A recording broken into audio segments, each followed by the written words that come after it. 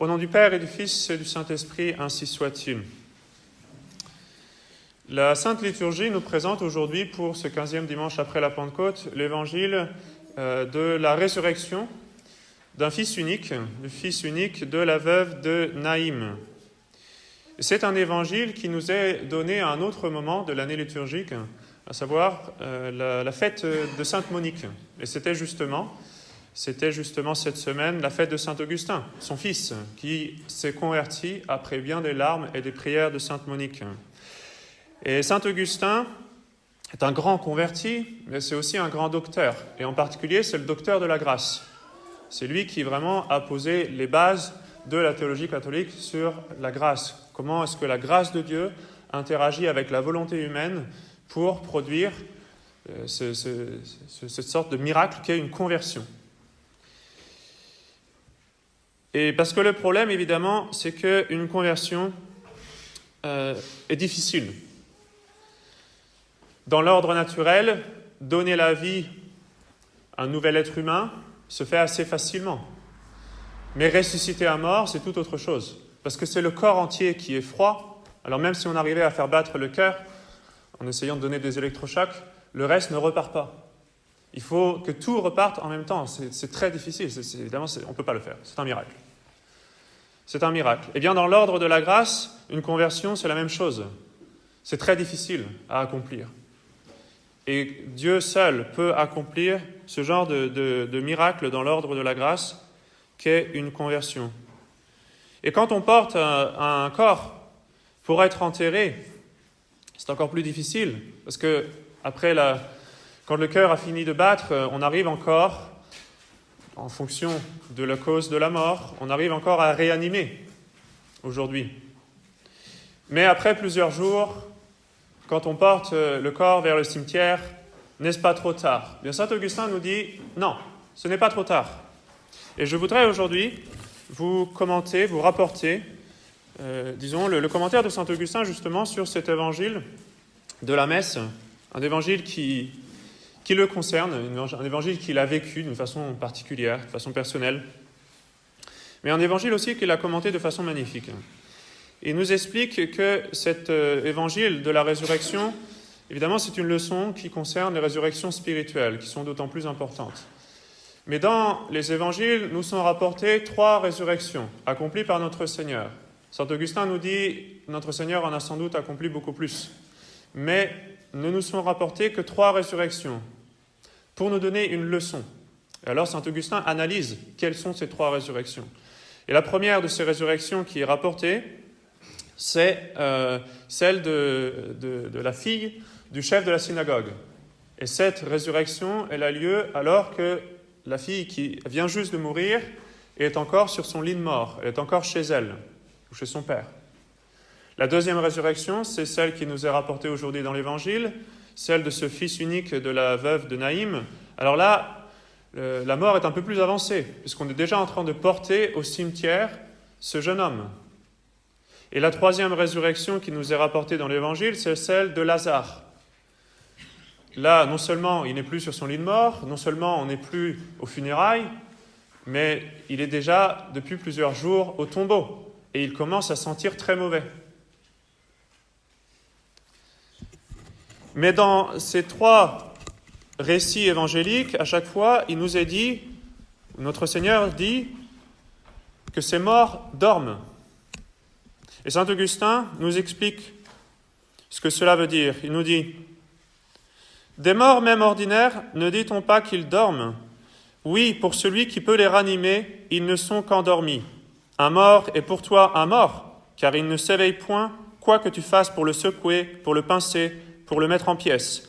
Mais pour le Christ qui lui dit « Lève-toi », ce jeune homme était simplement endormi, puisqu'il se leva aussitôt. Donc pour notre Seigneur, les morts sont seulement endormis, parce qu'il est capable de les réveiller. Que ce soit le cas de la fille du chef de la synagogue, que ce soit le cas de ce fils unique de la veuve de Naïm, ou que ce soit le cas de même Lazare.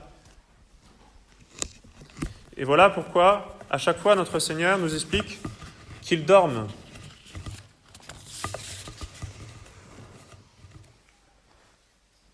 Ne pleurez pas, d'abord, dit-il, quand il arrive chez ce chef de la synagogue. « Ne pleurez pas, car cette jeune fille n'est pas morte, elle dort. » Et tous ceux qui sont là ricanent un petit peu. Mais notre Seigneur va effectivement ressusciter cette jeune fille. Quand il est touché de compassion à la vue des larmes de cette veuve dont il est question dans l'Évangile, c'est la même chose. Et d'ailleurs, il dit à ce jeune homme, « Lève-toi », comme s'il s'agissait seulement de se réveiller. « Jeune homme, je te le commande, lève-toi. » Et puis ensuite, quand c'est le cas de Lazare, eh bien notre Seigneur est loin de Béthanie, où Lazare est mort. Il était avec ses disciples et il leur dit, « Lazare, notre ami, dort. » Et donc il leur dit, il faut aller le réveiller. Et alors ces apôtres ne comprennent pas. Il leur dit, « Écoutez, s'il dort, tout va très bien. Au contraire, il va se guérir. » Et alors notre Seigneur est obligé de leur dire explicitement, « Je vous le déclare, Lazare, notre ami, est mort. » Et saint Augustin remarque, ces deux expressions sont justes. Pour vous, il est mort. Et pour moi, il est seulement endormi. Alors saint Augustin commente ces trois cas de trois morts qui sont ressuscités par notre Seigneur. Il nous dit, ces trois morts désignent trois espèces de pécheurs, ressuscités par le Christ maintenant encore. La fille du chef de synagogue était restée dans la maison de son père. Elle n'en avait pas encore été tirée ni emportée publiquement. C'est dans l'intérieur de la demeure qu'elle fut ressuscitée et rendue vivante à ses parents. Quant au jeune homme, il n'était plus dans sa maison et pourtant il n'était pas encore dans le tombeau. Il avait quitté le foyer, mais il n'était pas encore déposé dans la terre. Et la même puissance qui avait ressuscité la jeune fille encore sur son lit ressuscita ce jeune homme qu'on avait sorti du sien sans l'avoir encore inhumé. Une troisième chose restait à faire, c'était de ressusciter un mort dans le tombeau. Jésus fit ce miracle sur Lazare. Et donc après, il commente, il explique, il y a des pécheurs qui ont commis le péché dans leur cœur, mais dont le péché est encore inconnu et qui n'ont pas encore changé leur façon de vivre. Donc ils sont représentés par la jeune fille qui est ressuscitée chez elle, sur son lit. Il y a d'autres pécheurs, au contraire, qui commencent déjà à manifester leur péché à l'extérieur. C'est un péché qui est devenu public, ou du moins on se rend bien compte que cette personne arrête de fréquenter les sacrements. C'est le cas de ce jeune homme, fils unique de la veuve, qui est porté en funérailles. Et puis il y a des pécheurs beaucoup plus endurcis, qui se sentent mauvais et qui sont scellés par une pierre tombale. Cette pierre tombale, saint Augustin nous dit, représente la tyrannie de l'habitude du péché. Il nous dit, il en est enfin qui, en faisant le mal, s'enchaînent dans des habitudes perverses. Ces habitudes ne leur laissent déjà plus voir la malice de leurs actes. Ils justifient le mal qu'ils font et s'irritent quand on les reprend. Ceux qui sont ainsi accablés sous le poids de la coutume sont déjà comme inhumés. Il y a plus, mes frères, on peut même dire d'eux, comme de Lazare, que déjà ils sentent mauvais. La pierre qui pèse sur le sépulcre est comme la tyrannie de l'habitude qui pèse sur l'âme, sans lui permettre ni de se relever, ni de respirer. Et ensuite, il commente encore davantage, puisqu'il est dit de Lazare que c'était un mort de 4 jours. Et donc, il explique les 4 étapes qui ont mené à cet état de Lazare mort. La première étape, c'est ce ressenti de plaisir quand la tentation vient. Ce n'est pas encore la mort, mais c'est quelque chose qui est mortel, qui mène à la mort. Un sentiment de plaisir qu'éprouve le cœur. Le deuxième, nous dit saint Augustin, c'est le consentement. C'est là vraiment où l'on meurt. Le troisième, c'est l'action. La chose est extériorisée, comme ce jeune homme qui est porté en funérailles. Et le quatrième jour, c'est celui de l'habitude. Donc c'est cette pierre tombale qui bloque la sortie de ce pauvre mort. Et ensuite, saint Augustin continue en commentant « Lazare sortit vivant du tombeau, mais sans pouvoir marcher.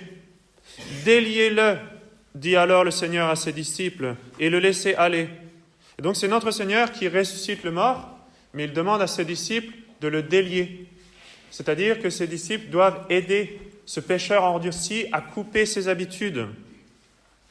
Il nous dit « Avec ce commencement de vie nouvelle, il ne saurait marcher. Il est retenu par les liens de ses fautes, et il a besoin qu'on le délie et qu'on le laisse aller. » Donc ce pécheur endurci ne peut pas marcher. Il y a un début de vie, notre Seigneur lui a redonné la vie, mais il est pris dans ces bandages de mort. Et il faut qu'il s'en défasse, et pour cela il a besoin d'aide, parce que lui, il a les mains et les pieds liés.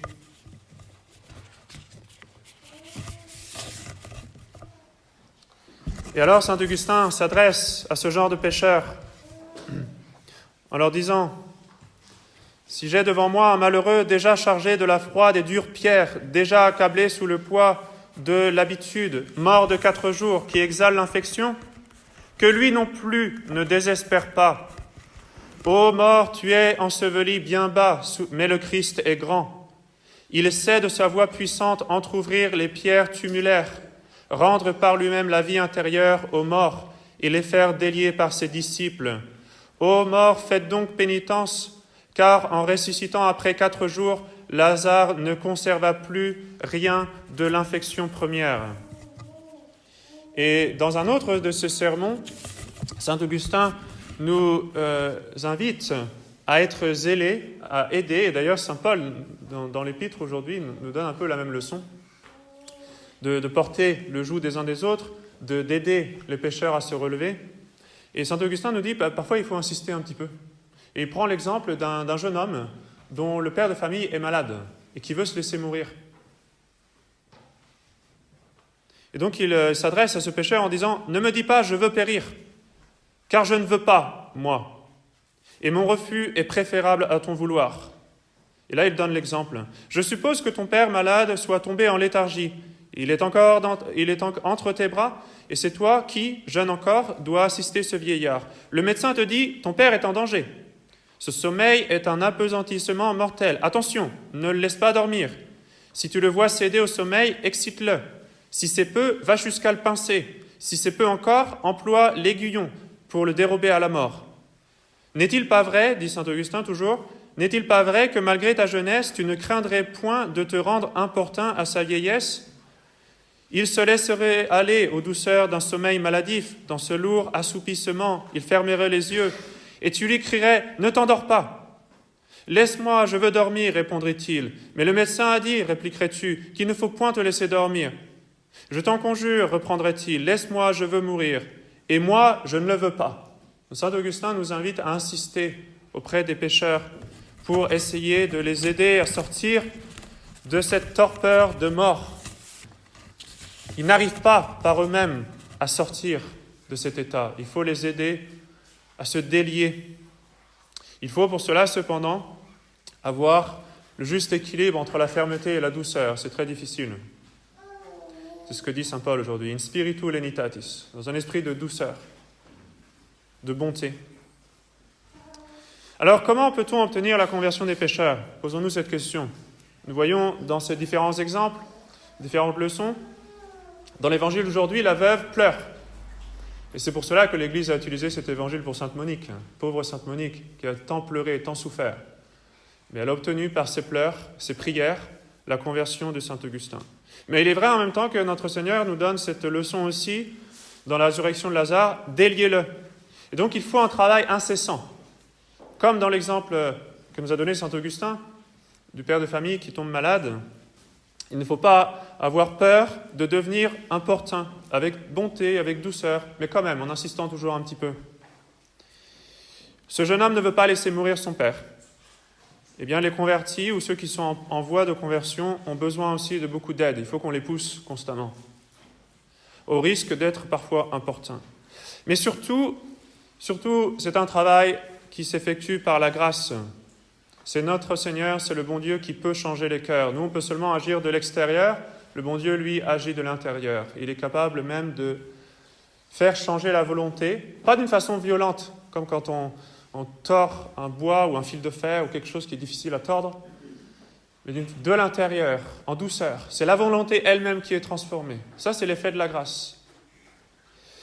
Eh bien, notre Seigneur a surtout obtenu cette grâce de conversion dans son agonie. Et on le voit, on le médite quand on contemple comment notre Seigneur doit porter non seulement les péchés du monde entier, mais pour ainsi dire la malice de tous les pécheurs. Il fait cet effort de conformer sa volonté humaine à la volonté de son Père. Et il doit pour cela prendre, comme s'il en était lui-même responsable, toute la malice des hommes et s'efforcer de changer. Donc notre Seigneur, en conformant sa volonté humaine à la volonté de son Père, mérite cette transformation de la volonté du pécheur. Pour les pécheurs qui ne veulent pas. Et il est important pour nous de faire des sacrifices pour les pécheurs. Parce que quand nous faisons un sacrifice, justement, qu'est-ce que nous faisons? Nous renonçons à notre volonté propre. Nous faisons quelque chose que nous ne voulons pas. Et nous l'offrons au bon Dieu pour les pécheurs qui, justement, ne veulent pas. Pour qu'ils fassent ce qu'ils ne veulent pas, qu'ils aient la force de changer. C'est pour ça que Notre-Dame de Fatima a dit de faire des sacrifices pour les pécheurs. Il ne suffit pas seulement de leur dire, il faut se sacrifier. Et ça, c'est une leçon importante à la reprise des écoles. L'éducation, ce n'est pas uniquement de dire, ça se fait aussi par le sacrifice de soi-même. Il faut sacrifier notre volonté pour ceux qui ne veulent pas, afin qu'ils finissent par bien vouloir. Mais pourtant, la volonté humaine de notre Seigneur, évidemment, elle était bien orientée. Et c'est pour ça qu'il va accomplir la volonté de son Père. Mais voyez là aussi l'influence d'une personne bien importante que l'on va honorer ce mois-ci surtout, Notre-Dame des Sept Douleurs. Parce que notre Seigneur, depuis qu'il est né, depuis qu'il s'est incarné, veut accomplir ce sacrifice. Mais cette volonté, cette droiture de la volonté, bien sûr, il l'a parce qu'il est Dieu, mais il a voulu la prendre de la Sainte Vierge. Quand dans le mystère de l'Annonciation, il a dit « Voici la servante du Seigneur, qu'il me soit fait selon votre parole ». Et à ce moment-là même, notre Seigneur incarné répète la même chose. « Voici, je viens pour faire votre volonté ». Il a voulu que Notre-Dame s'offre elle-même en sacrifice et qu'ainsi elle le guide dans cette acceptation du sacrifice. Eh bien, c'est ce que nous faisons aussi quand nous-mêmes nous faisons des sacrifices en nous unissant à notre Seigneur dans son agonie et en nous unissant à Notre-Dame, refuge des pécheurs. Alors, imitons ces exemples de notre Seigneur, de Notre-Dame, ou l'exemple donné par saint Augustin, l'exemple aussi très concret de sainte Monique à l'égard de son fils, saint Augustin, en prodiguant des conseils extérieurement, en donnant des encouragements, en montrant de la fermeté accompagnée de douceur pour réussir à convertir, mais surtout, en offrant intérieurement le sacrifice de notre propre volonté pour que ces pécheurs endurcis soient transformés eux aussi. Alors prions pour les pécheurs pendant ce mois de septembre, prions surtout Notre-Dame des Sept Douleurs, prions Notre-Dame de la Salette, dont ce sera la fête aussi pendant le mois de septembre. Prions-la pour la conversion des pécheurs. Au nom du Père et du Fils et du Saint-Esprit, ainsi soit-il.